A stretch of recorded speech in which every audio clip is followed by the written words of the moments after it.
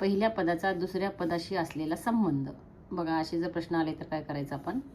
तर हे 43 जसे 49 तसे 52 जसे काय म्हटले. तर आता हे 43 बघा 49 कसे आले. 4 अधिक 3 या दोघांची बेरीज केली तर 7 आणि 7चा वर्ग 49. तसंच 5 अधिक 2 बरोबर 7 आणि 7चा वर्ग 49. या ठिकाणी अशा पद्धतीचं येतं. त्याच्यानंतर 9 सोबत 72 कसे आले.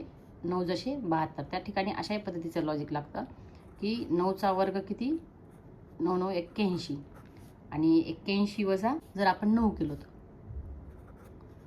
9चा वर्ग 81 81 वजा 9 बरोबर 72. तसंच आपण या ठिकाणी काय करायचं की 11चा वर्ग 121 121 मधून 11 जर गेले तर या ठिकाणी किती येतात.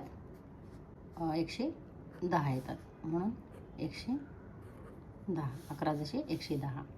आता 5 जसे 30 कसं आलं बघा. तर 5चा वर्ग 25 आणि 25 मध्ये जर हे 5 मिळवले तर बरोबर 30. तसंच 7चा वर्ग 49 49 मध्ये आपण 7 जर मिळवले तर 56. म्हणून 7 जसे 56. या ठिकाणी बघा या ठिकाणी काय येतं. 12चा वर्ग 144 आणि 144 मध्ये हे 1 गुणिले 2 म्हणजे 1 गुणिले 2चा गुणाकार काय तर 2. 144 आणि 2 किती होतात या ठिकाणी 146 होतात. तसंच 14चा वर्ग 196 आणि 4 गुणिले 1चा गुणाकार जर केला तर 4 1 4. तर याची बेरीज किती होती 200. म्हणून या ठिकाणी